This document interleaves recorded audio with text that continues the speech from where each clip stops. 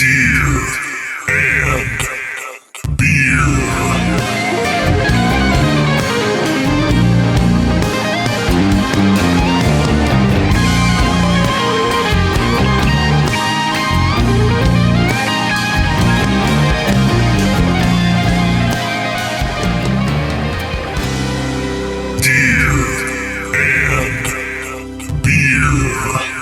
Welcome back to Gear and Beer. Cheers. Cheers, brother. Today's guest, Brian Allen from Columbus, Indiana. Yes, indeed.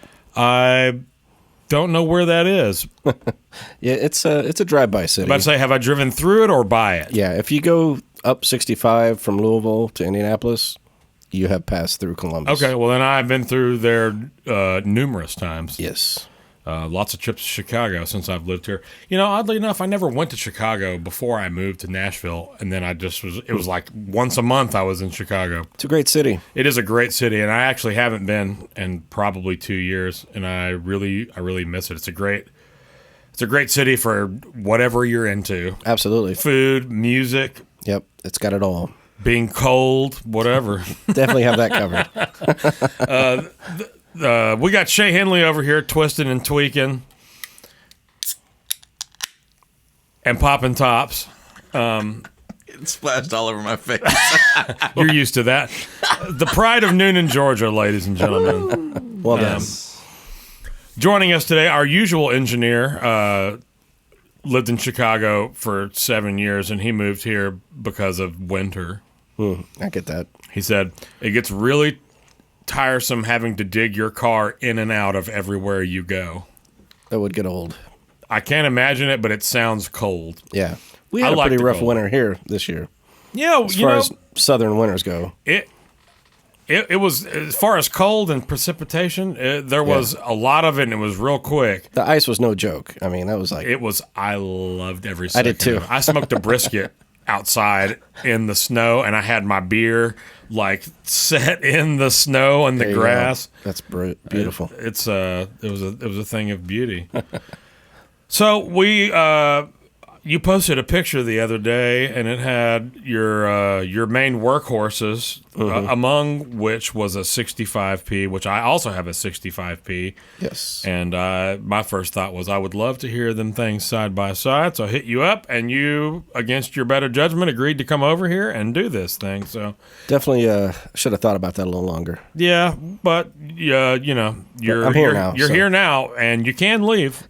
I wish you wouldn't. That would make for a very short podcast. I'll stick around. I got a Cincinnati beer. I couldn't find a Columbus beer. Yeah, I don't think it exists. We may have a brewery at there. this point. There probably who is. doesn't? There's one up here. Yeah. We've had some of their beer on this show before. But it's pretty good. Still looking for beer sponsors. Holler at your boy. There you go. So, but you also brought what you called your main, which is this 79P, which has got a jazz neck on it. That's right. And it came that way? It came that way. So that was did you say a custom order? No, sometimes it would just run out of necks in the shop, and they would just go grab a jazz neck and slap a precision label on it. So there's a few of those out there. Really? So that makes it kind of that much more rare. Yeah, for sure, which is great. I mean, anybody could obviously throw a jazz neck on a P-bass, but the fact that it is labeled precision. Well, and the factory didn't. Not anyone threw it on there. The factory exactly. did. So yeah, that really makes it worth a little more, and that much more rare.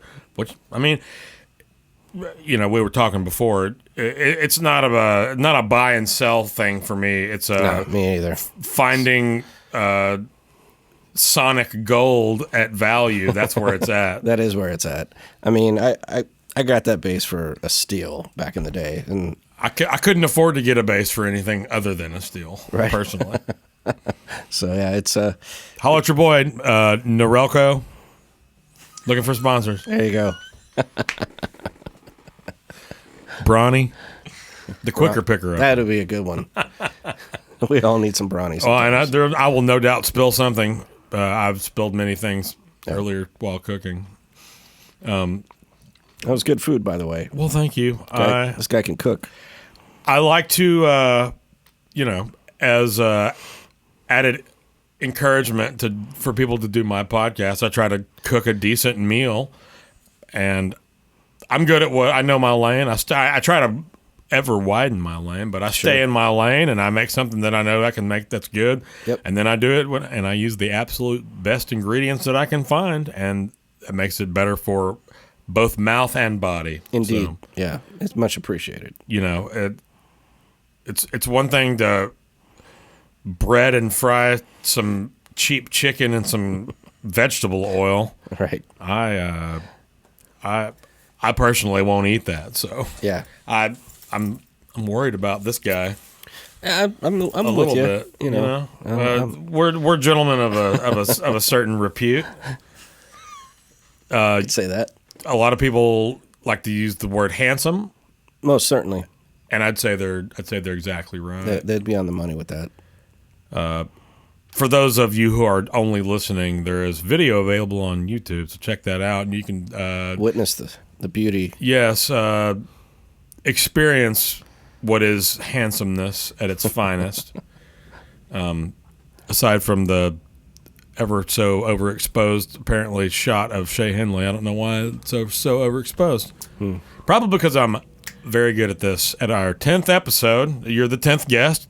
That's cool. Excellent. I did 10 of these. I will have done 10 of these by tomorrow. It's a 10 kind of season. This is my 10th year in Nashville. Oh, that's cool. That was one of the questions that I had for you. Oh, sorry. I jumped the gun there. No, that's cool. I mean, that's what else? What other 10s were there? Was there That's more? all I got. Oh, well, that's cool. 10th episode, your 10th year in Nashville. 10 years, that's a long time. You That know? is a long time, bro. I moved here 8 years ago. Because I'm 9 coming up.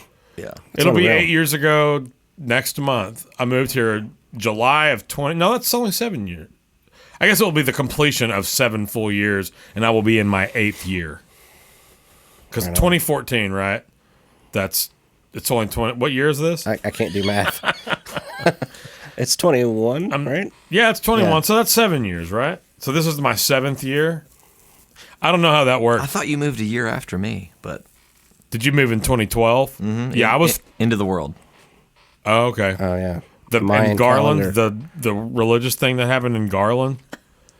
I wasn't there for that. Well, I think it was 2012. I was Anyway. referring to the Maya. I'm from Garland, Texas, and there was this weird, like, I can't remember. I want to say it was some sort of Korean Christian church, or it was some. Yeah.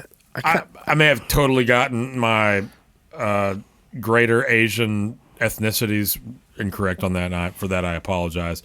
There was some sort of Asian descent Christian faction that moved to my hometown because Jesus was supposed to come back at this spot, and it was like in this random house in this neighborhood. Texas makes sense for that. I don't know how you get to a house in Garland, Texas, for Jesus coming back, but it'd be hard to find too much of a better place. I'll be totally honest Yeah. with you. Well, Just the Texas best. is big and it's easy to see from up above. That's you know? true. Easy to get there. It's like a good landmark.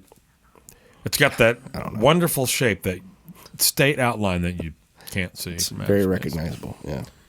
I keep waiting for them to figure out some sort of like, Demarcation, if you will. yeah, but like I was going to say some sort of satellite, some sort of light that you can only see from one side of the satellite reflection. Or I mean, I don't know how science works, so that's probably not a thing Yeah, you're that's kind of possible. losing me there.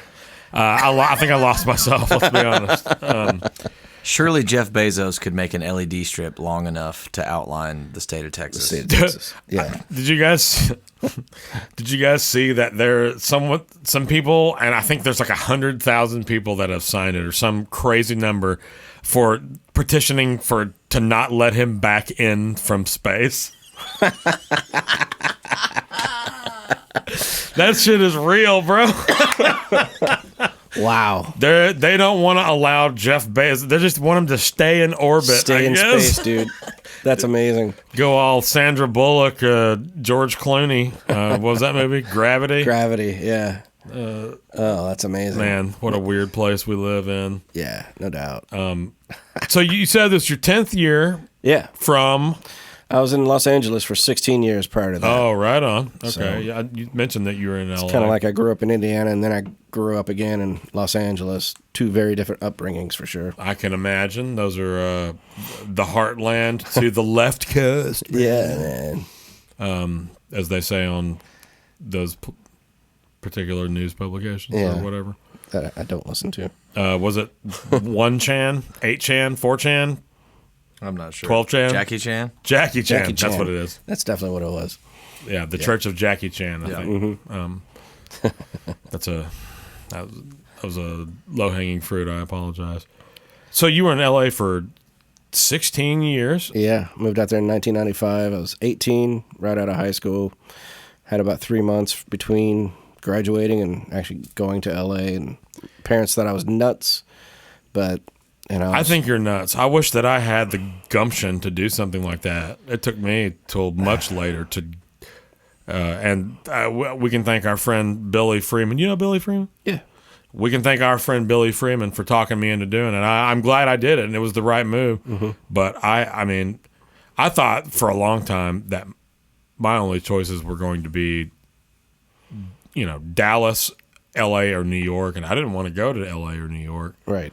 I didn't know how I was going to afford that, and I just couldn't see that. First of all, I don't think I could ever do New York. That's too urban for me. It's a little rough for me too. It's like I'm good for about. It's kind of like Vegas. I'm good for 2 days, and then I got to get out. Yeah, I need space. I don't want to my neighbors are not far away from me now, but Right. I don't want any closer than that. Sure.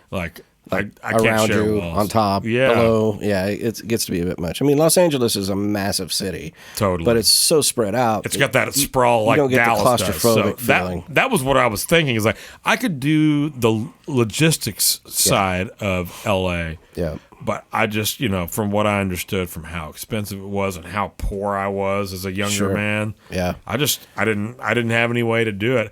I lucked into, with the help of my dad when I was younger, I bought a house after the bubble burst or whatever, and selling my house was the only reason that I was able to move here. Right on. I would have never been able to afford it on bar gig salary, Sure. which is what I did. Yeah. Although, and I was telling him earlier, I had an opportunity to be a tech when I was probably like 26 or 27 years old for Seether.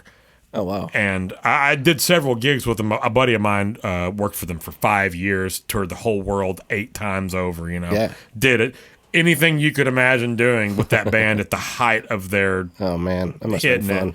Like, 2 straight years on the road kind of rock band touring, bro. Yeah, it's relentless. And they paid very handsomely, and the dudes were just sweethearts. Nice. It was such an easy gig, but I just couldn't do it, man. I wanted to play. I wanted to be a player. I wanted Yeah. to play. You kind of have to make that commitment, I mean, I knew from an early age. I was like 12 years old when I said, all I'm going to do is play the bass. And then that's all I focused on from that point on, which made me a terrible student in high school.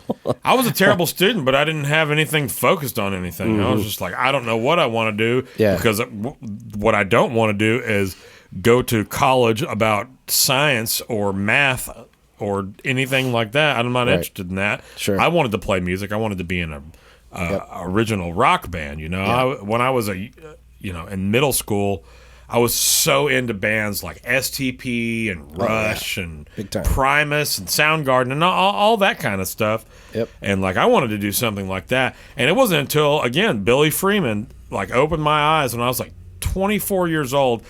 I was playing in an original band. It's a Joppa. I hope. They coming for you. I'm about to say, it sounds like it's about to crash into the house, man. That's You have great. a landing pad on your roof? Not before. Wow, that's Right on. I don't even remember what I was talking about. We've never had that happen before. I thought it was funny for a second, and then you're like, this isn't supposed to be happening. So I got a little worried there. Yeah, it kept getting louder and louder, and I just didn't understand how that was possible. Yeah. Does anybody remember what I was talking about? Yeah, Billy had talked to you about music so at 24. I was playing in an original band with this much older dude who had also a ZZ Top tribute band. So that was where we were making our money, and then we're trying to do this other thing. We got in with Vinnie Paul on his record label. Oh, cool. And it didn't end up making any difference because as soon as we did that, we made a record. The singer ended up ruining the record by getting it from the engineer. Shout out to Sterile the Pearl. And proceeding to just do his own thing and ruin all the work that we had done. Oh, that's nice. Yeah, so it's a disaster. Yeah. But we did this ZZ Top thing, man, and like it was great money. Nice. And we were wearing the suits and the fuzzy guitars There's and something to tribute bands. fake man. beards. Yeah. Dude, Dallas is mecca for the corporate band of whatever it's the party wedding band thing That's with huge. the Emerald Cities and the Mars Hills, or it's the tribute band thing. There's nationally touring tribute bands based Absolutely, out of man. Dallas. It's crazy, man. It really is. I mean, it's like- you can make a great living in Dallas if that's what you want to do. Yeah. I wanted a little more. I liked the because that's all very track intensive stuff, and oddly enough, so are a lot of touring acts out of here. Yeah, big time. I played with one that was heavy tracks, and it was fun, but I was just singing backup because I bothered to learn them, and not Right. because it was necessary. For sure. Definitely in it's the tracks. getting covered. Yeah. It's a weird thing, man. It is weird. It's I'm with you with the original band thing though. It's like when I was in LA, I moved out there. I ended up in like 6 bands almost immediately. You know, Well, 'cause- a player like yourself, I can only imagine. well, everybody needs a bass player. You know, it's like Do you sing? no. Oh, okay. Well, I think that's the only reason I work as a bass player. I think is because I also sing. I'm good at some heavy metal death vocals. You know, it's like Well, I'll have to look you up for that. yeah, I'm sure that's I need it. everybody needs that all the I've been time. trying to get a particular video game music producer friend of mine to do me the very simple favor of growling and screaming the words "gear and beer," which is the title of my podcast. Right. Because I've kind of been just like using a piece of another original song as the intro or whatever. I gotcha. I aim to have an actual intro Right. piece, and I wanted him to do that in there. This is a buddy of mine from back home from Rowlett, Texas. I think he lives in Dallas now, but what he does for a living is like he makes a lot of music for like all the new Duke Nukem and Doom games Oh, really? and stuff like that, dude. That's and cool. He's got a really cool setup, and he's one of those build your own computer PC guys, and geez, yeah. he's just got these amazing machines, you know. Right. And Puts flies in the freezer. And, I don't have any semblance of knowledge Yeah. of anything like that at all. Yeah, that's a whole nother world. You know. I don't have time to learn it. I'm No. trying to learn how to edit video and audio together for podcasts, and Yeah, man. I started doing some, just videos for, companies and stuff, and I realized how much I truly just hate it. It's just my I like the end product though. Like I like getting done with it. I just feel like we were talking about the program that I'm using, and I feel like the part I hate about it is the workflow because of the program. So I feel like there's another program out there that I just need to find. Someone just told me about one video editing software called DaVinci something or other. You ever heard of that? Never heard of that. DaVinci something. I'm not in the loop. I'm not either, bro. I barely know how to turn a computer on. I mean, Right. I just pray every day when I have to do a session at home that my laptop turns on and my software works, and I can hear a bass when I plug it in. And if that happens, it's a good day. amen, man. I don't ask for much. So when you're tracking at home, we talked about this a minute earlier. Yeah. You said you're basically just using this Motown DI. I use a Motown DI, or I also use a Cordial DI. It's the same company as my cables. Yeah. And it just kind of depends. what it is. But What's the deal with that DI? What is it's similar to the Motown. It puts passive with a big transformer? passive, and it puts a little note. It has the same nose on it in the mid range that the Motown does, but it gives you a broader spectrum on the lows and highs. Oh, okay. Which is nice. Yeah, I love that. You know, so it's I like the fidelity.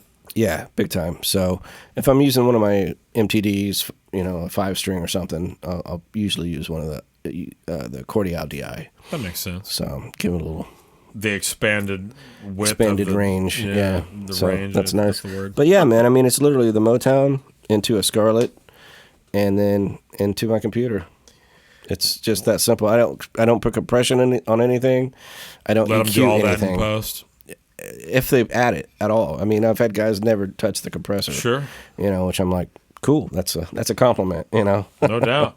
So I never and I use some in post, and I have it, you know, on this DI here. Mm-hmm. I almost the only time that I found myself using it is like on ballads in big rooms where I just want to, you know, play with the side of my thumb and just have it ring forever. just have a big fat note. sitting out Yeah. there. Yeah. Yeah. Other than that, I don't. Oh, I guess in other times where it's like a very loud Mm-hmm. live scenario with ears, the compression kind of helps me to play a little easier. Gotcha. But I've never been a compression guy for guitar or for bass. Yeah. I mean, I understand some guys like the color of that it Yeah. adds to a sound. And I'm down with that. That's cool.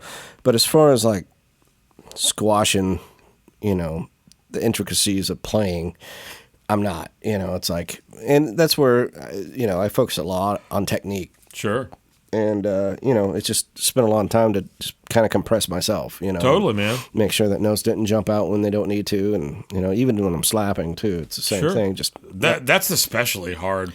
that's really hard. It's like total, like a right hand technique thing, time. and I don't have it. I like to play like you know, parking lot style, Right. just no holds barred slap bass. Totally. I find it the hardest is with a pick for me because, I mean, I didn't Really? grow up playing with a pick. Okay, let's say that's second nature for me as a guitar player first. Right. Yeah. I mean, when I very first started playing bass, I used a pick because I was playing nothing but like 80s hair metal stuff, and it was all pick stuff. It is a totally different thing. Completely different thing, you know. And I think it's anybody that frowns on bass players that play with a pick are out of their minds.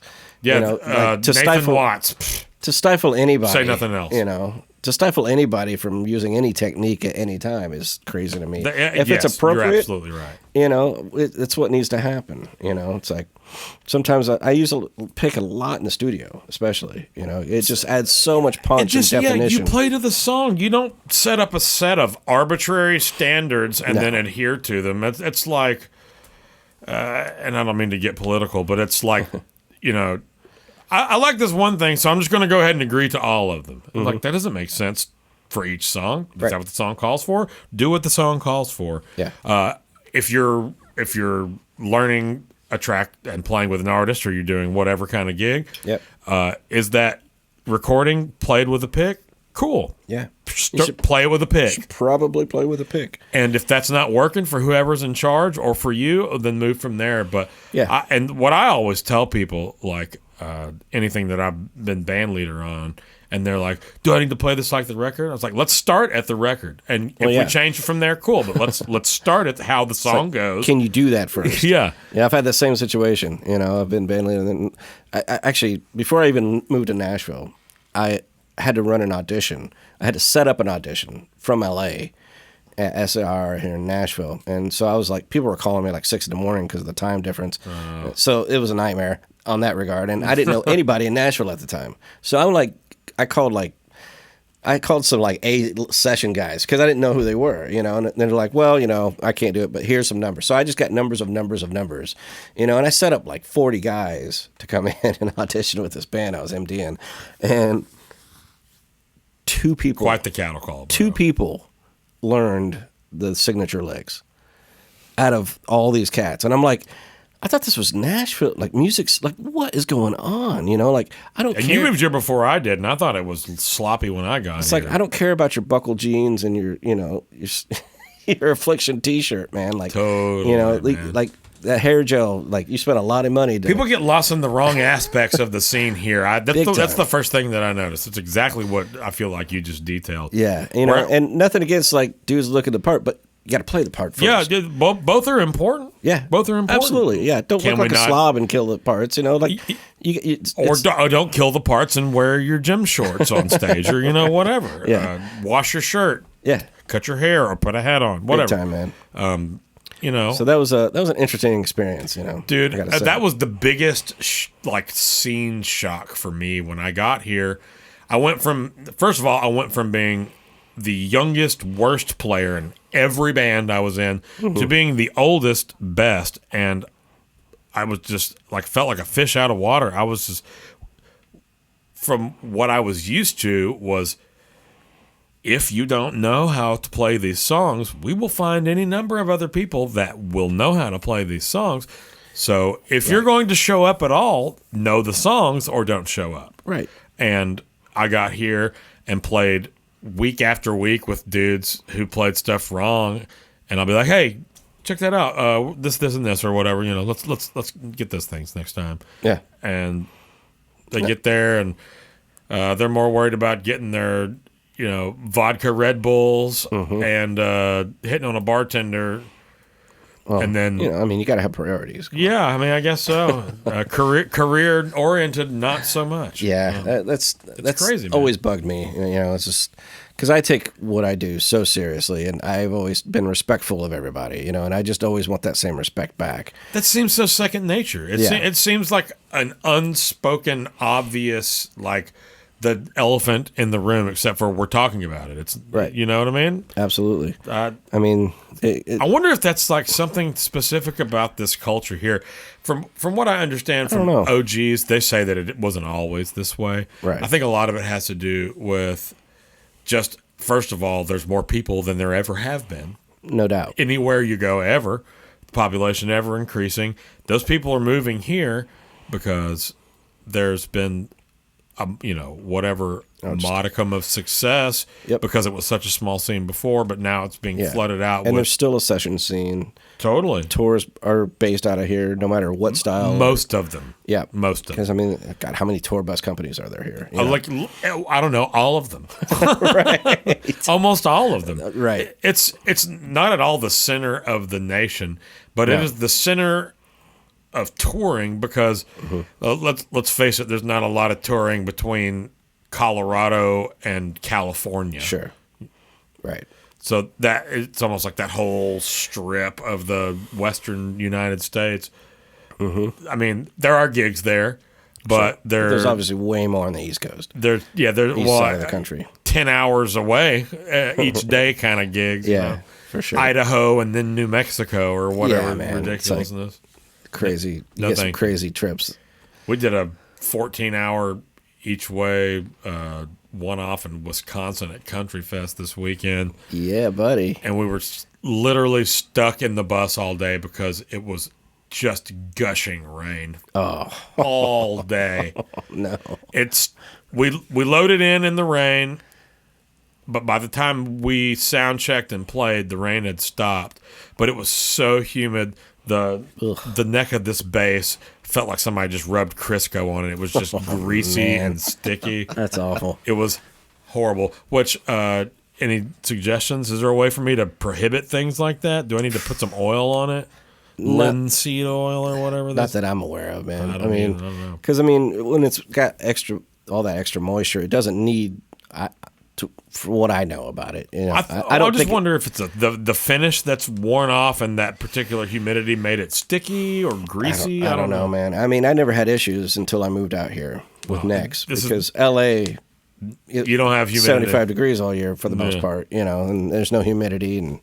But when I first moved here, I got all my bases out like a month later, and it was like some of them were just like bananas. I was like, what? And then I was like, oh, yeah, it's really humid here. It really is very humid. Towels are good. Just always wipe it down. That's what I was doing. Yeah. Just in between every couple of songs, I was wiping it down. Yeah. I played Rudy's the other night. I did electric and then an upright gig. And then, the upright after Same every group? song. 2 different groups. Oh, okay. And The old Rudy's double. I've never heard of that. oh yeah, man. There's a lot of doubles in this town. I didn't know they happened at Rudy's. Sounds like my kind I of made double. tens of dollars. Hey, man.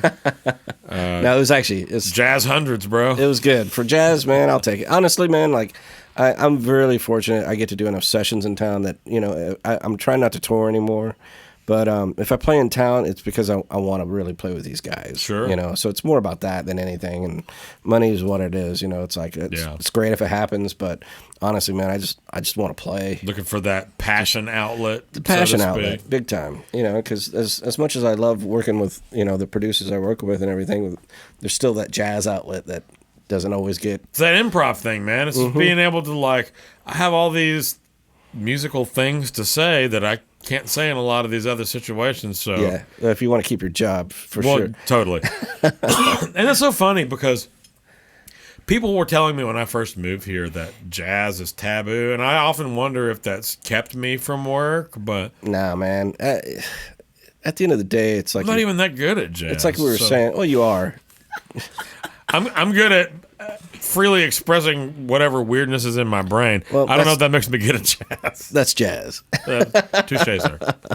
You know what I mean? So, because I'll show up with a 5-string on some sessions, and some people are like, and it's usually not even. You know what? Those people piss me off so bad. It's not even the producers. It's like another guitar player in the room is just like, well, so and so can always do everything on a 4-string. And I'm like, well, great. But this bass sounds better than that bass. So let me get this straight. You're complaining because my bass can do more bass notes?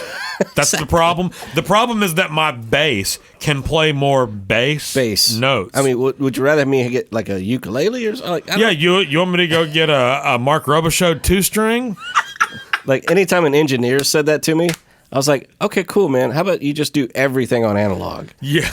Everything. Like, get rid of everything digital you own. Yes. So we could just keep it real. Like, if I got to keep it real on a 4-string, because I'm an MTD guy. Like, that's the basses I love and worship and play as much as I can. Yeah. But, even Michael Tobias told me, he's like, look, man, I know that you're not just going to play these basses because he knows that it's a P-bass town. Sessions are not a one-instrument It's never a man. one-instrument situation. No. Vibe is everything in the session, and it just depends on what whoever's looking for. I'm not going to force my endorsements on anybody either. Sure. Just because I have them and I'm so appreciative of them. And we'll be sure, if you'll give me the links, we'll be sure to link them in all the YouTube stuff so you can see what Brian's playing. Cool.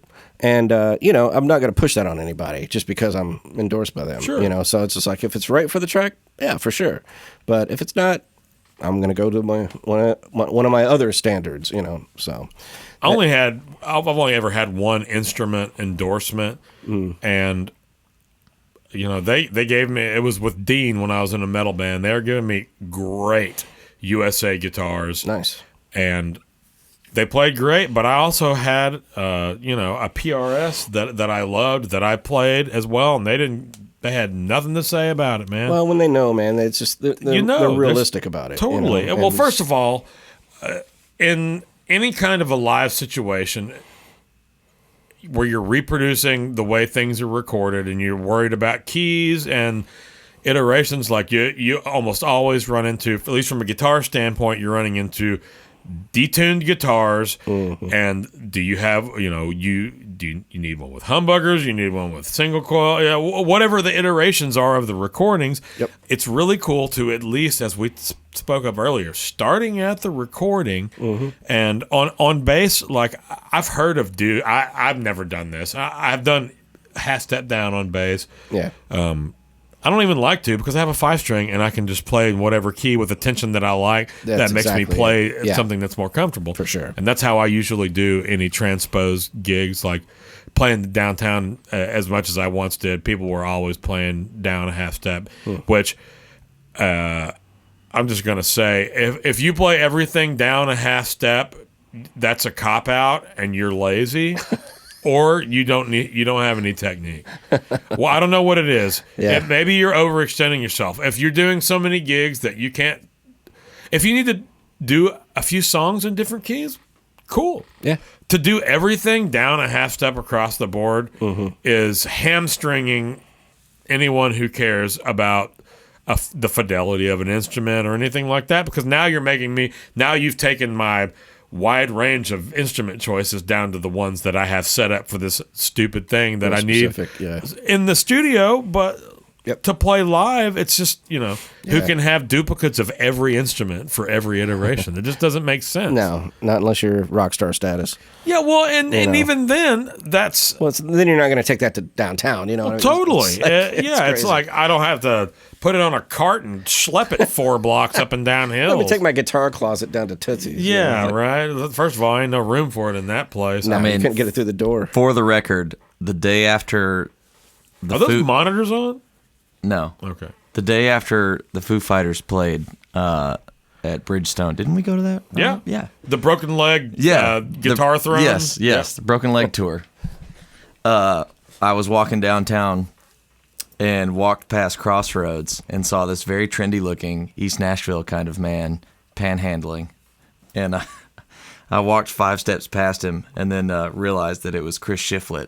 And I came back, and he was literally playing with his guitar case open, playing for tips. Oh, that's awesome. I was like, "Hey, man, did you play last night?"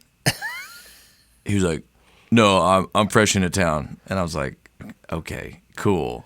I was at the show. See you later, Walking the Floor. Yeah. That's his. Have you guys listened to that podcast? Shout out, Walking the Floor podcast. Yes, I subbed it. I haven't checked it out yet. I listened to the Vince Gill and the Jay Joyce episodes. There's some cool ones on there. I got to play on one of his records. On Chris's records? Uh-huh. Yeah. I'm pretty sure his guitar was in an alternate tuning, though. That's why I brought that up. Oh, okay. Oh, gotcha.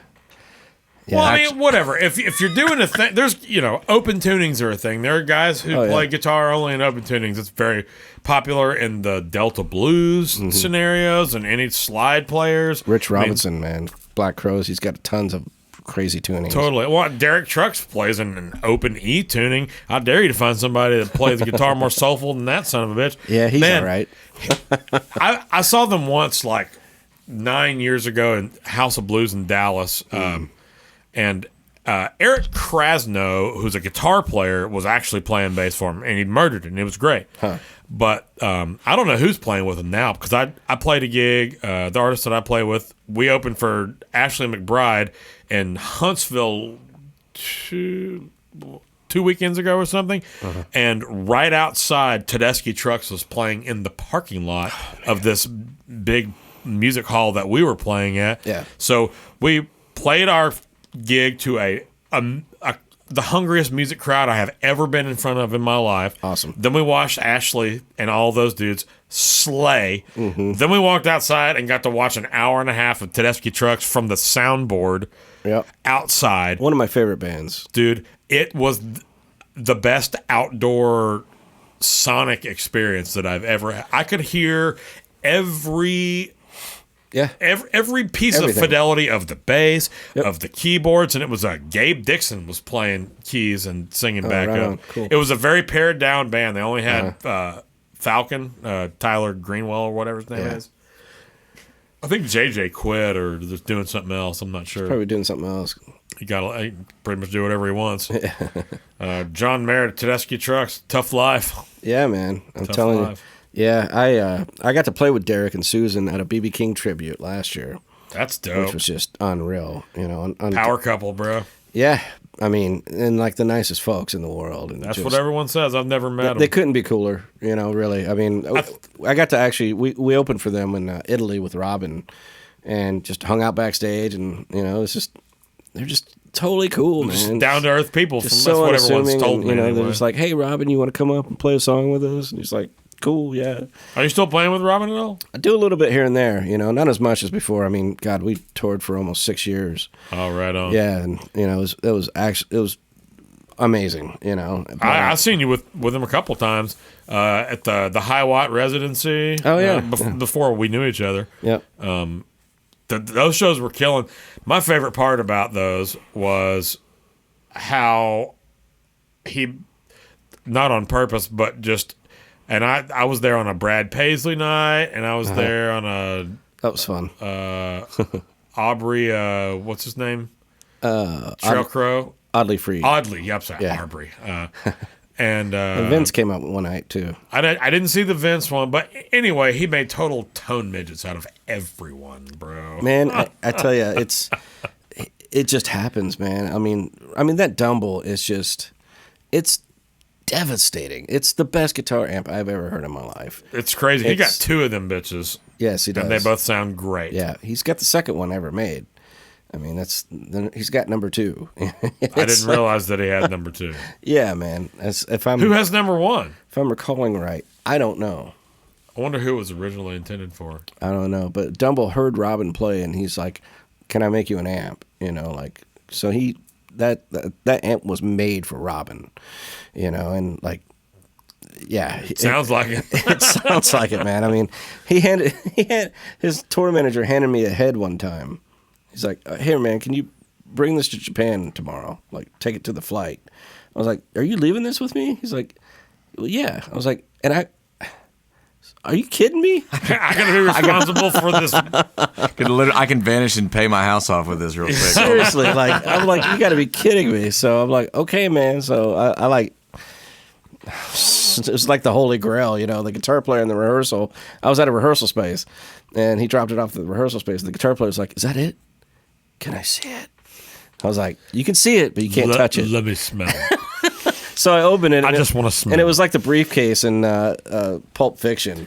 It's like the guitar player's face was just struck. It was just, you could see the glow of the amp on his face. Doesn't he? I've watched so many things of him talking about it, but doesn't he play? Doesn't he mismatched the cabs and the heads from the two? Oh, I don't know. I mean, he said something about sometimes that. because he's got a tan one and a black one head, and I always just see the tan cabinet or the brown cabinet or whatever color it is, But the head's black though, right? There's one that's black and then there's one that's not. So, and does he switch them up when you?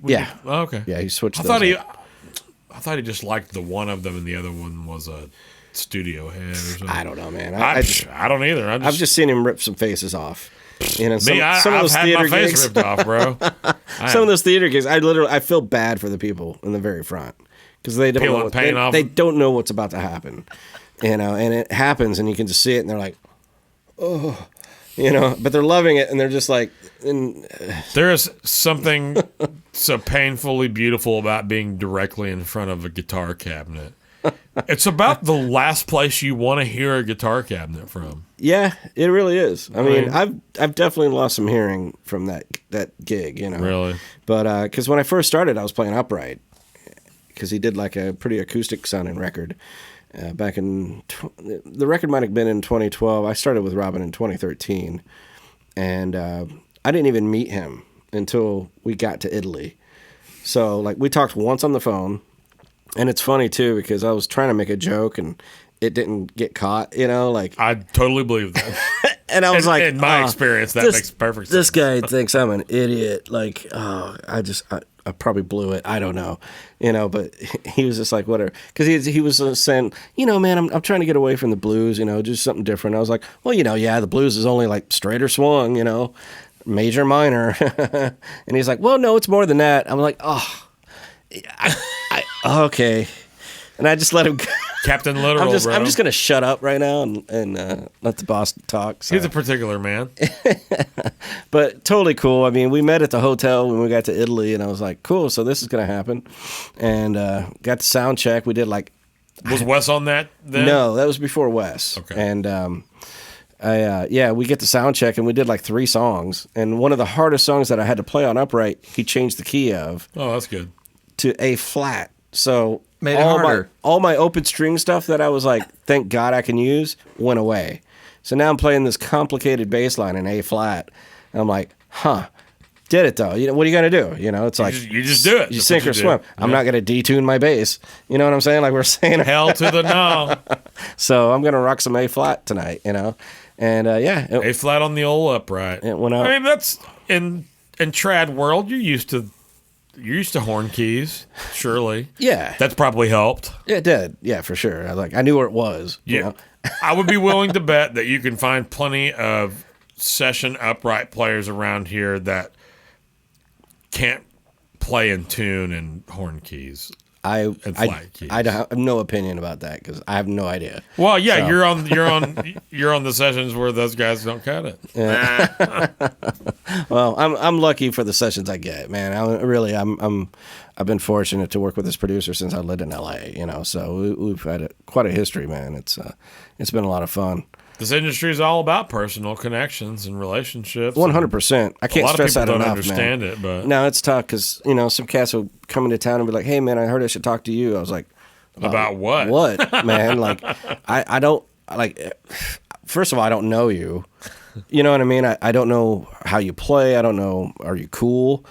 You know what I mean? Like, Hang is so much of it too. I mean, don't get me started on the touring aspect of Hang. Oh yeah, it's 99% of what you Hang do. is vibes are vibes, man. Vibes are vibes, and yeah, you don't want to drag in the studio either. Totally. But, I mean, and I'm always down to meet people and talk to them, and if I can help in any way, like I'll give them the best advice I can, and that's just always network. You got to stay visible. Yeah, what is it, the old adage of out of sight, out of mind? 100%. Ever so, what's the word? Pertinent today. Oh yeah, man, big time. I mean, like I suck at social media. Like, I'm trying. I try. Like I put something on Instagram maybe once a week if I'm lucky. Yeah. I've got like 33 Instagrams I'm trying to do. I got the cooking thing. I've got this, and then I have my own personal stupidness that I want to post. Yeah. What's the other 30? Yeah, I don't remember. Meme sites. Drunk people doing things. No, Yeah. that's not me. But One I of my wish it favorite was. is kids getting hurt. That's a great one. Oh God, I love that one. What's the I don't one have that I'm kids. always sending you, Shay? El Rey del Corrido. Oh, so good. That is one man. of the weirdest pages and one of the best pages. Haven't heard of that one. You and I love that I'm this guy because you and another friend both always send. Actually, you and two other friends always send the same videos every time they get posted from like the same 2 or 3 accounts. That's funny. And I just love that I'm pegged that hard as that guy. I see something, and I have a very unfiltered sense of humor. I will laugh at anything that is funny. I may then feel bad or ashamed for laughing, but if it's funny, I'm going to laugh. And I know that you're just like that. So Yeah. I want to send it to somebody who's going to share my Kind of in the same boat. instant reaction. Like, I'm a caring person. I want the best for people, but if you fall down the stairs and it's funny, I'm going to laugh. And then I'm going to help you. It's like, are you okay? Yeah. Okay, now that's the funniest thing I've ever seen. Yeah, I see. I'm probably not that good. I'm gonna Yeah. laugh while I'm helping you. Right, yeah. I don't know. I've never been in that position, but I feel like I would probably laugh if it was funny. One of my buddies back home, we were sitting on a patio having drinks one afternoon, and there were some kids riding by on their bikes, or maybe it was like a family. It was one single kid. And he goes, "All right, everybody, try to make him fall off his bike with your minds." And so we were all just like looking at this kid, and then he did and fall off his bike. And we felt terrible. And we're like, we have used our power for evil. This That's is fantastic. not good. What else did you do with that power? I mean, that's We put it to bed. I think that was the last time that man. it You last should and you first should have time. nurtured that. That's something. And it was like right before he disappeared out of our view. And it was just like an over the. Excellent. He had a helmet on. He was probably That's fine. good. I tell No you, man, ambulance, no emergency vehicle showed kids up. wear your helmets. I flipped over my handlebars a couple years ago, Really? and man, I hit my head really hard on the ground, concrete. And How do you prevent those things? You just can't. Sometimes it happens. You Telling better you. be prepared. but man, if I didn't have a helmet on, probably would have had a cracked head. It's like it's not even worth it. Just wear your helmets, kids. I tried to talk my girlfriend into letting me get a skateboard again Oh, don't do a that. couple of years ago. Nah, dude. She wouldn't let me. And I, despite my arrogance and being like, I'd be fine. I'll just get all the pads. She's like, you're not doing that. And I was like, okay, you're right. Yeah, I'm telling you, the last ride on my skateboard was me hitting a rock, stopping dead in its tracks, and then me having to catch myself with my hands and got road rash on both my palms. Going, okay, that's it. It's threw my board. The last I threw my one. board in the dumpster. Man, I was so into skateboarding when I was a kid, and then I just had this thing where I got back into it, and I was just like watching, old Andy McDonald and like just old school skater vids and Yeah, it's the best. Daewon Song and like those kind of things. Yeah, man. Rodney Mullins. I love that kind of like just the old school thing. Like, I'm an old school cat to a certain extent these days. I guess I'm kind of in the middle of the old and the don't say middle school. That just sounds weird. I was about to, but I was like, no, I don't know about that. Who knows? Yeah. Dude, pick up one of these basses. Make some, do some of the Lord's work for us. Well, here's the old 65, the one that you wanted to AB yours with. Okay, so let's do that. Yeah, so this is you, and you've got some fresh steels on this. I do. I do that because I keep flats on my other one, and in case I do a little more rock or pop stuff, I want a cleaner sound. Yeah, you get that brightness. Especially with a pick, man. It's like P-bass with a pick on a rock thing, nothing better. That's the sound, bro. It's the sound. I mean, I guess you could argue that maybe a Music Man would be a good rock sound too. I'm not a huge Music Man fan. Yeah, I mean, it's kind of a thing, It's like a Rickenbacker. Totally. It's like, and I love my Rick, but It's a good color to have in the stable if you're doing session stuff, but yeah, it doesn't have a lot of places live, and unless you're Geddy Lee or somebody. exactly. Or Paul McCartney. That thing sounds amazing. I'm going to shut up and let you play for a second.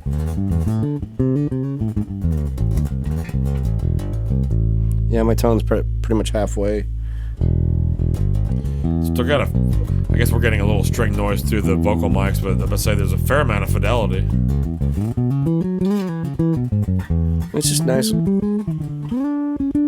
all over the bass, It's-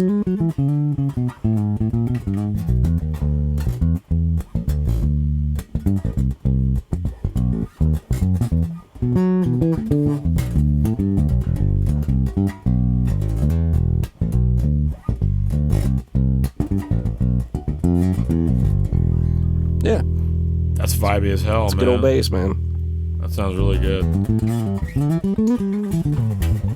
Let's grab your bass. That's a rosewood, right? It's a rosewood, yeah. Probably alder body, I would assume. It's definitely.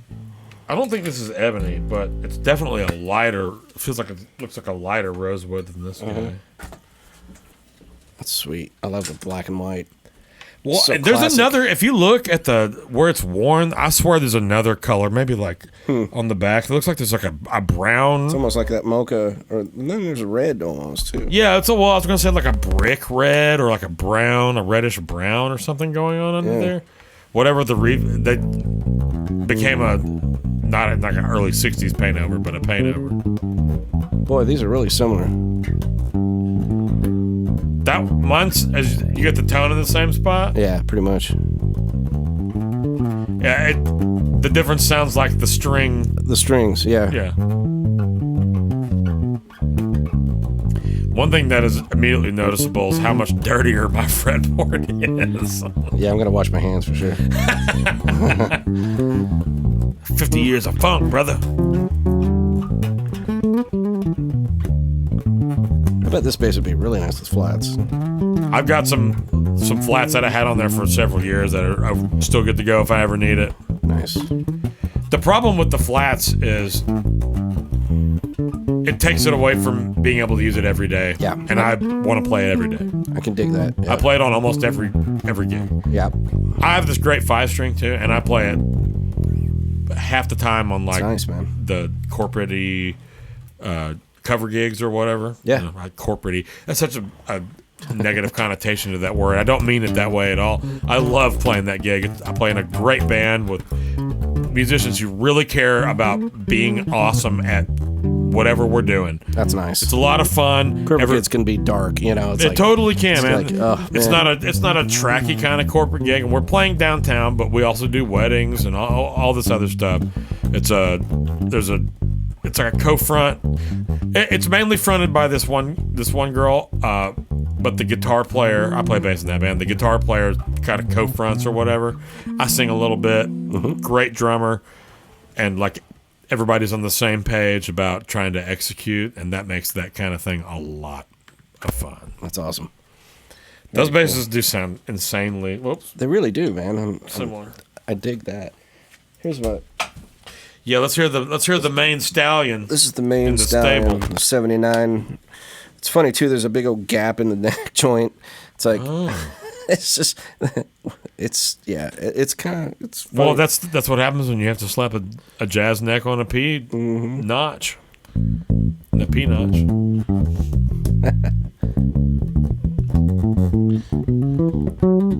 That shit is thumpy, son.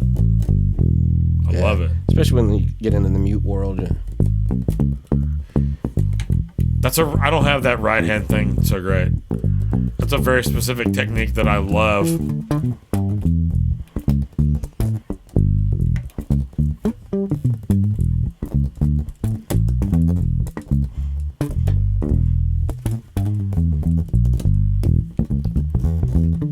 For our listeners, this is a maple board on this bass. That's right. And we're just going through a Motown DI. I'm not putting anything on post. It's going to be exactly like we're recording it right now when you hear it. There you go. Yeah. I take that back. There will be minimal master bus treatment. But Yeah, maybe some reverb and no, I'm not going to put any verb. I'm just going to put a ring mod on it. That's it. perfect. Ring mod and 3 octaves above and 3 octaves below. That's it. Something subtle like that. Yeah. Just a minor treatment.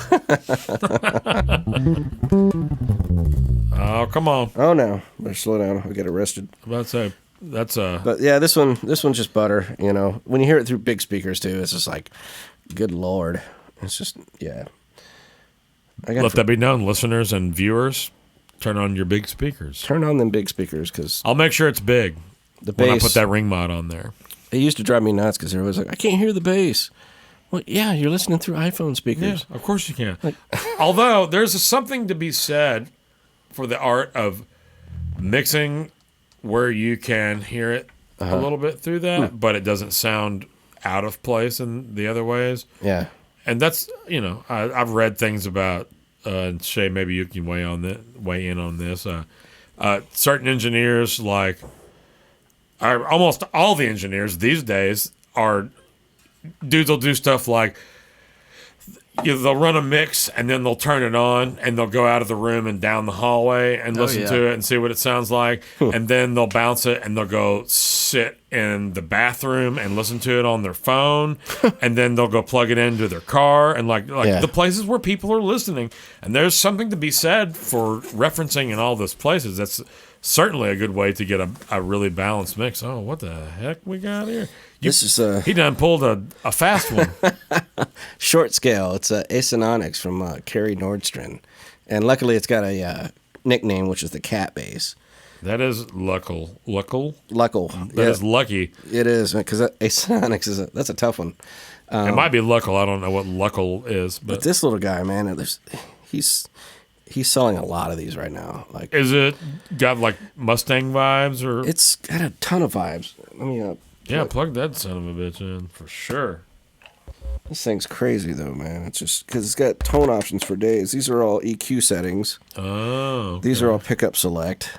So it's like you can run different pickups and then start flipping through the EQ. I assume it's each coil and each pickup is represented there. Yeah. So that's just the front of the front pickup. Right now, this is both pickups running. Oh, so they have different assignments.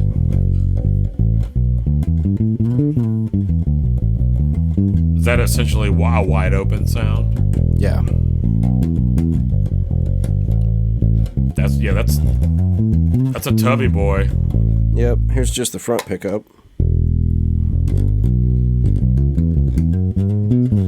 Nice big old fat sound there. Yeah, for sure.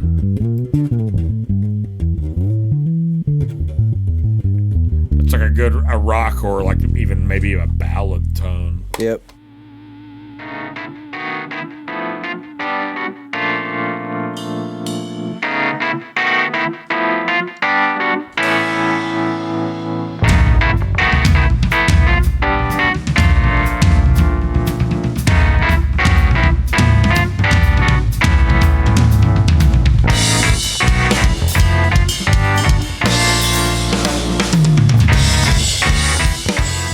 You are listening to the Gear and Beer Podcast. Today's episode is sponsored by Bobby Jam's Kitchen.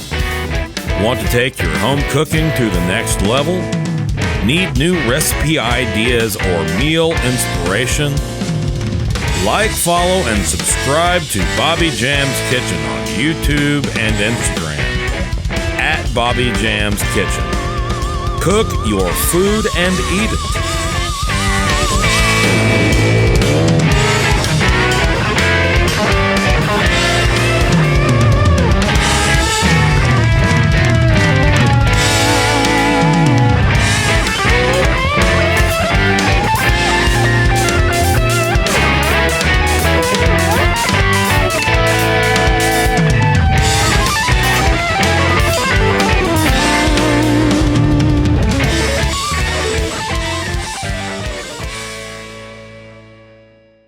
We went through some of these options, Yeah. but so Go back over I don't those? think we made it to the third and fourth on the pickup selectors. What is Well, that? this is actually no pickup. This is unmute, Oh, okay. which is weird. What's the third one? The third one is just the back pickup. Just the brick. Okay, so it's separated and then it's all on. exactly. You have a legit mute switch on that. yeah. That's cool. It's That's actually like a kinda little cool. square. So it says And this is stop. presumably just a tone knob. Just volume. Oh, it's a volume. Yep. Oh, so all the tone options are coming It's from the all dip from here. switches or Yeah. whatever. And you can also push them all in.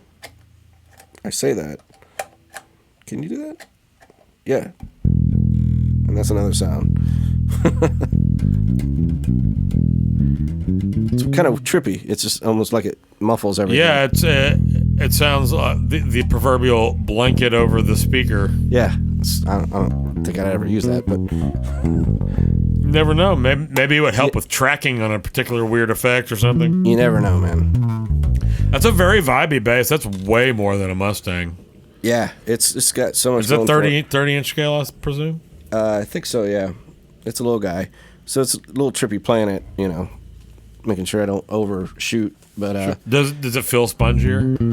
no, it's Really? not too bad. I mean, it's a little looser, but with the flats on there, that helps. What flats are they? They do Darios? They're actually Dunlop, I believe, because he Okay. put them on. You could, when you ordered it, he could put flats on for you. Sure. So I just had him put those on there. They don't. I like the Diodario a little better, but I'll just use these until they break. Do they call their bass flats chromes too? I know the I should guitar know that flats because are. I'm a Diodario guy. I think that they are. Put me under the gun there. I'm a Diodario guy, but they don't help me out at all. I just pay their full price all the time. Holler, Diodario. Holla. Maybe you want to be a sponsor. Hook this guy up. I go through lots of strings. Yeah. I play Diodarios on bass, on guitar, Yeah. and on steel guitar. That's a lot, man. I like the strings, man. And you do know too. what? It's not just because they are the best price point, which they most certainly They are. most certainly are. Yeah. They're especially for guitar strings, they are unbeatable for nickel strings. I know dudes that swear by even different lines from the NYXLs, etc. Yeah. Nope. I just want the regular old things, man. Yep, me too. They are freaking right as rain. Mm-hmm. They're almost never weird. They're always act the same. They stay in tune great. Yeah, I couldn't tell you. I think maybe once I had a dead string in a pack of strings, where in other string companies, it almost never failed. There was a Well, dead string. just the varying in the tension amongst strings labeled the same gauge Yeah. that I've experienced in other brands from bass to guitar strings. It's like Yeah. it's crazy, man. It doesn't make any sense. I don't get it either. I don't know why it's like that, but Do you ever get into those Tomastic? no. Those are so weird, man. Well, people just. Oh, the MTD. I had to bring one. One of the few. Yeah. That's a beautiful. Is that a spalted? It's a board? maple burl top Oh, okay. and alder body with a maple neck and a bird's eye board. Oh, it's bird's eye. That's what it Yeah, is. and this is between this and my P bass. These are my two main. Like this bass That's has a beautiful become. one. This is more, for the poppy. What pre is in there? Is it a Bartolini? It's all Bartolini. Okay. Yeah, it's all. Do you know which Bartolini pre it is? I should. Man, But I don't. I have too many, and all the numbers get jumbled in my head. So the only instrument that I've ever gotten rid of was a Lakeland. It was a Skyline 5501, which is the two soap bars. yep. But my buddy Wes Stevenson gave me this Bartolini Pre that I put in there that made this thing so buttery and so warm, and like it did the hell out of this one sound, right? Yep. I really wanted a jazz bass, so I sold it and I bought this jazz bass, and it was the right move. But I tried to find it a couple of years later. Sold it to a guy on Talk Bass. Yeah.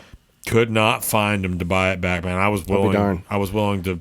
I mean, I sold it for $600. I'd have paid $1,000 to get the bass back. No doubt. It was heavy, but that 35-inch scale and the maple board. Yep. And I don't know. I assume it was an alder body, but it was a natural finish. It was actually kind of an ugly ass bass. Yeah. And before I changed that preamp, a very, not something you'd write home about, so to Right. speak. But that he's like, I have this pre. I don't know what it is. It was literally just a clump of wires and capacitors that he gave me, and I took it to somebody back home, and they put it in there. Yeah. And it turned that thing into butter, man. I That's missed awesome. that bass so much. I'll never get it back. Yeah.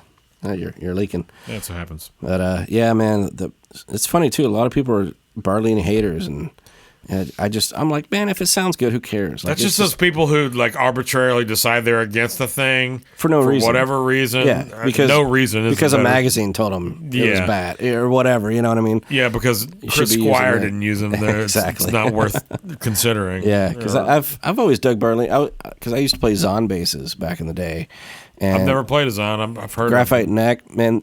Those don't move. Like I bet. once you set those basses up, you're good to go. the same thing that Modulus was doing. Exactly. In that same era. Yeah, graphite neck. I always liked the Zahns because the Modulus had like a more of a brittle top end to them. Man, they Yeah. they were the clankiest basses I've ever heard. Pretty clanky, and some people make them sound great. I just never could. You know. I'm straight up working with Vienna sausage fingers. Yeah, bro. man. I used to beat the crap out of my bass all the time, so I finally trained myself to do that situation. I'm working on it. I've only been in my defense. I've only been a bass player for about 11 years. Oh, I've been well, playing that's- guitar for 3 times as long. Sure, as that, so. but you know, a lot of that transfers. You know, it's Some of it does. It's more the physicality. I think the best compliment I've ever been paid as a bass player was that I don't sound like a guitar player. There you go. That's it right there. You know, It's a different instrument. It's a different function. As a Totally. guitar player, Yeah. when I was listening and getting into music before I ever played any other instruments, like I was always drawn to rhythm section stuff. That's why I liked Rush. That's why I liked Primus. That's why I liked STP and Soundgarden.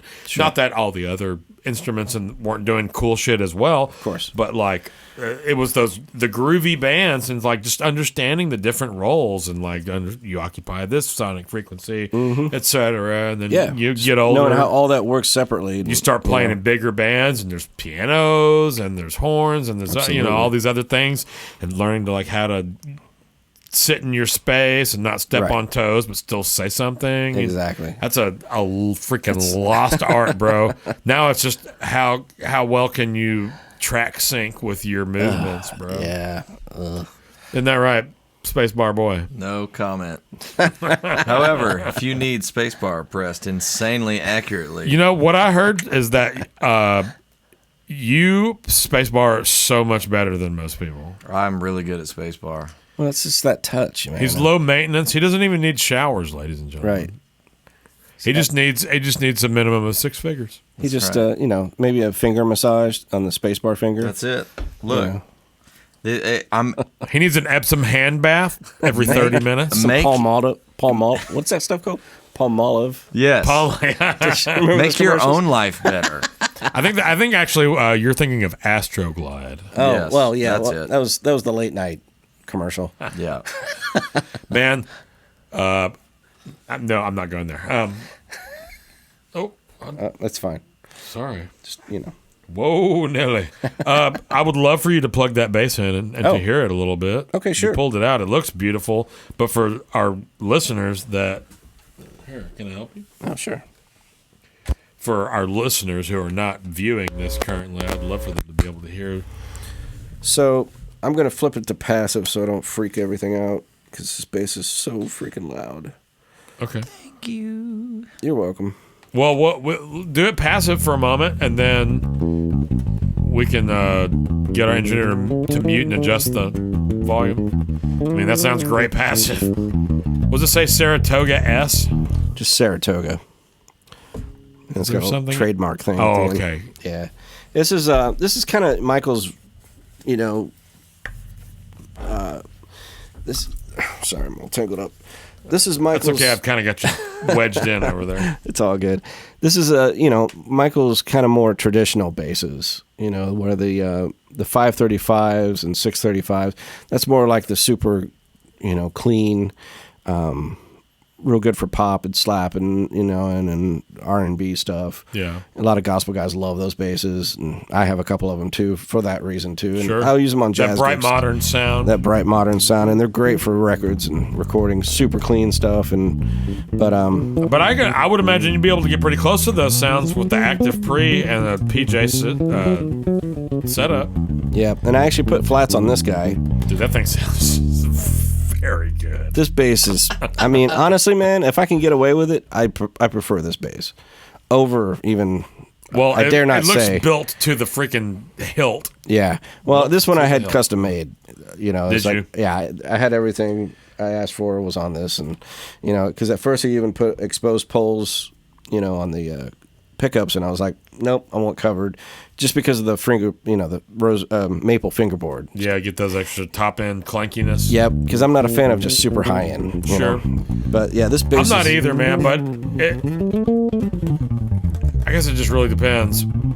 Studio is one thing, but like a live scenario, that top end really helps setting the mix out front, Yeah, But then it becomes a technique thing and learning how to play to not get the clankiness, and that's where I'm at. It's trying Right. to learn how to play. Yeah, man. I mean, this thing, it's got a great B string on it. It sure does. What are those gauges? 135, I believe, to 45. 45? Yeah. Those are Diodarios as well. Diodario, yeah. 105 on the E. One thing I will say is the weird gauges that Labella uses on their steel 5-string set. I think it's 48 to 128 or something. Oh, wow. After you play that one, I'll have you play this one and tell me what you think. But Yeah. it's interesting, man. It feels really good. That's cool. So I would have, when I first saw it, I was like, oh, come on, guys. Yeah. Really? Just keep it normal. Yeah, we can't get on board here. I mean, whatever. Plenty of guitar strings are 36 and 46, whatever. It's not a big deal. But bass strings are typically not like that. Right. And are these nickels or these steel? I believe there's nickel. Yeah, which I'm normally a steel guy, but when it comes to flats, Are they flats? these are flats. Okay. Yeah. And Interesting. for me, there's nothing worse than new flats. So I try to make these as nasty and dirty as I can, as soon as I can. I'll literally wipe my hands off on these strings. I heard about somebody, and I forget who told me this, but somebody was talking about slathering them in barbecue sauce, leaving them out overnight, and then wiping them off. Yeah, I'm not going to go to that extreme. That's ridiculous. I mean, I've seen a video with this. Just hand it to Shay Henley and for a night. I'm about to say, if you need some gradu on your strings, I know some dudes that'll just let them play it for 4 minutes and they'll destroy every sonic thing that was happening before. Oh man, yeah, my fingers are pretty acidy, so I kill strings. Mine pretty used quick. to be, man. I had like a skin change where my skin became very dry, and I have like no oil on my hands anymore. Wow. To the point that like I'm constantly like trying to get lubricant from like my nose. Yeah. So when I'm playing after Right. about 2 or 3 hours. Yeah. Just because it's like I can't play. My fingers are sticking. You Yep. got to have a little bit of lubricant. Yep. Because my hands naturally are just like, super dry these days. Oh, that's nice. It is, but it's not because I get this kind of get all shit. cracked, yeah. But yeah, let me flip this switch just to give you an idea of. I'm gonna playing make a pretty quick light. adjustment over there, Shay. Yeah, I can. I'll pull it back. Ooh, adjust on the fly. Look at this guy, man.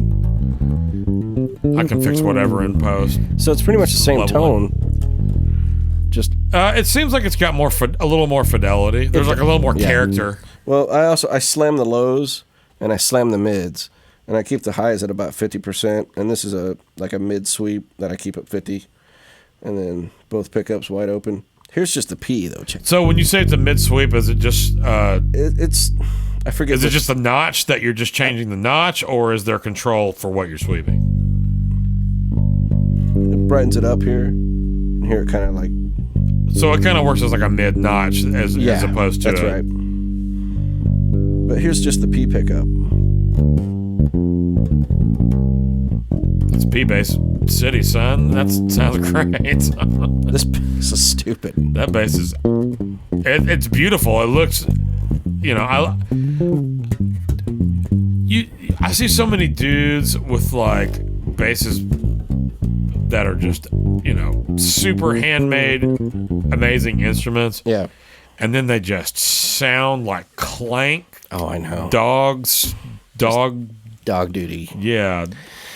Yeah, man. I mean, for me, That doesn't sound anything like it. Looks as good as those basses, but that sounds like it sounds like that sounds for me. This like sounds like almost like a Paychex, vintage son. bass. That's what that sounds like. Yeah, for real. I mean, like the first bass I got from Michael was a 5-string jazz Saratoga, and I A-B'd it with my 71 jazz bass, and I was like, "There's not a lot of difference here." Really? A brand new bass, crazy and a hand vintage vibe from and a 40 vintage years vibe, ago. man. I was like, 50 years ago. Shit. unbelievable. So, Michael, I've always been a fan of Michael, and I've been playing other basses in the past, and I met him at a Summer NAMM show like 4 years ago, and we talked and had a great conversation. And I don't know that I've ever played. I've seen so many dudes play them, and Yep. that's the best one that I've ever heard. this is one of my favorite basses on earth. I feel like the problem with the custom instruments like that is the price point tends to fall into the weekend warrior category more often than not. So you either need to have like astute professionals, or you have dad Right. rock. Yeah. I mean, they're not cheap for sure. And that's not just. I'm not even saying that's necessarily the case for that. Yeah. I'm just saying. No, I mean, the custom it's- instrument world. That's where you kind of live. You really gotta you gotta know, man. I mean, you gotta save your dockets for it. But I mean, it's worth it though. It's like Dude, I'm telling you, that bass in my ears, totally unadulterated. There's nothing going on other than your bass into this. straight. I don't have an SSL or a Neve plug or anything on the channel. So Right. Yep. No, this is money. Every session I've taken it to, like one guy, he didn't even know it was an active bass. really, He was just like, man, it's so it really doesn't have the active No. crazy high end presence. totally. Like I said, I keep my treble at 50%. If I crank the treble all the way, it would kind of have more of that. But yeah, that's just not my sound. I gotta say too, a lot of that stuff has to do with the tuning of the other bass with the pickup selectors. It's the tunings of the voicings, which are totally by ear for the builder. Yeah. They're sitting there hand tuning that stuff, and that makes or breaks the company and the instrument, in my opinion. Well, Yeah. that's real engineer knowledge. Yeah, and actually, I modeled this bass after I have a 535 Tobias, and the wood combination on that bass is just exactly the same as this one. It's maple burl top, alder body, maple, and bird's eye. And Michael called me and said, What's the difference? The style of the pickups build? are different. Oh. The proprietary, Barnlinis Oh, okay. that are just for Tobias, or those big soap bars Yeah, that are yeah. basically double Ps. Okay. And that he called. He was just like, "This is one of the best sounding basses." I'm like, "Okay." Now I wish you had brought it. I mean, it's just like You'll have to bring it next time. I'll bring it next time, man. I've got a 5-string and a 6-string of that model, and it's just and a 4-string Saratoga now too. Shay, we're about to lose your camera. No, we got. Okay, cool. The battery's about to die. I got you. That's okay. Bye, y'all. Yeah, We're good on the other one. cool. But I do want to hear you play this bass. Yeah, man. Definitely. Because, Can I because unplug? I like to hear it in other people's hands. I love this bass. I've had people try to buy it from me. Okay. It ain't nothing, dude. It's just an American standard, and it is bone stock. Awesome. Love Actually, that's not true. I put better wires on in the passive electronics. that. Okay. A little larger gauge. But that's the weird gauge Labella 5s. Those are also about 7 years old. A little bit of muscle. Well, the neck has recently changed, I feel like, with all the humidity.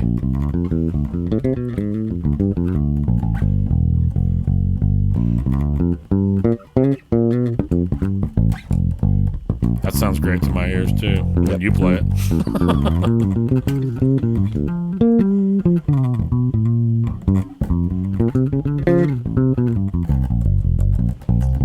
Singing in all these lights makes me realize how dirty all my instruments are. Yeah, man. That's I kind of like that, though. I don't ever clean them, and I do that on purpose. Especially on that, whatever that finish is called, that's so thick. yeah, man. It's a good jazz bass. I still have it. It's short circuited, but this John East onboard pre that I had in there, Yeah. and it was great, man. But it short circuited, Oh, and that's a bummer. there's such a small operation, and then in the UK, I was like, "Hey, can you fix this?" He's like, "Yeah, but you got to send it to me, and you got to label it this, and you got to pay me this much." Oh, jeez. It's like, dude, it's gonna cost me $200. I can just buy a new one for $300. Yeah, right. Exactly. It's just not worth it at that point. It's yeah, man. not. You know, it's like But it sucks because it sounded great. right. It was great. Yeah. And like the passive, like just like this bass, your MTD for listeners, didn't sound like the passive was like a shit circuit. Like I feel like that's what I've run into with other active basses with the passive switch. It's Yeah. like the passive switch sounds puny, know, you know? man. And It's like that's unacceptable. They really they phone it in a lot of times. It seems like, and I'm like, why?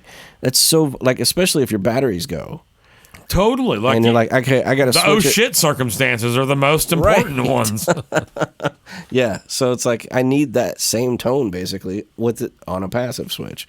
So yeah, man, I love Fender. The necks are so big for me. The 5 strings. That's a pretty big neck. I've never owned a 5-string Fender. Really? Just because of the necks.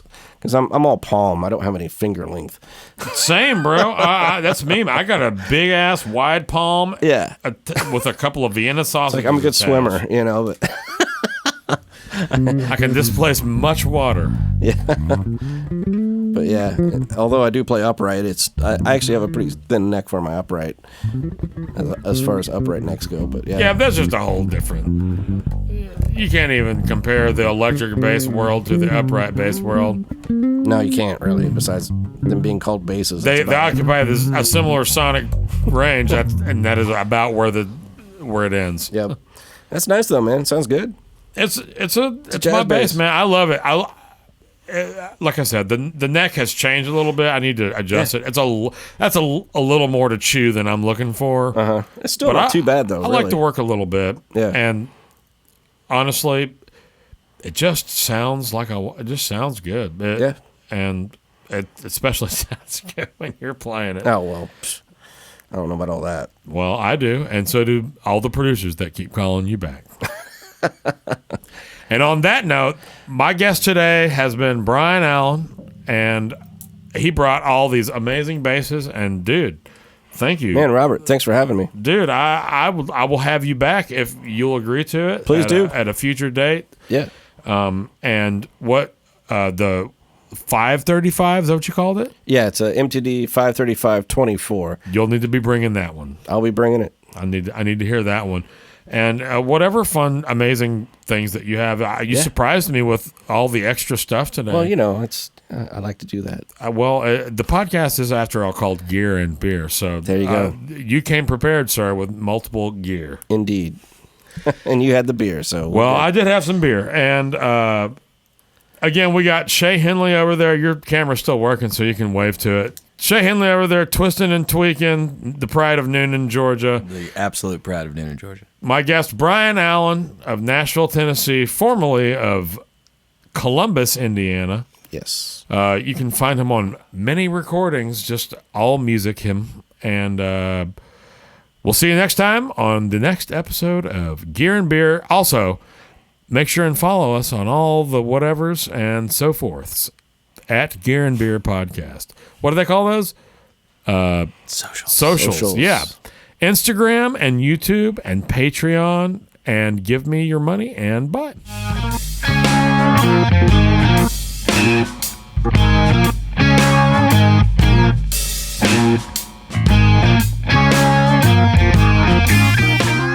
Thank you for listening to the Gear and Beer Podcast.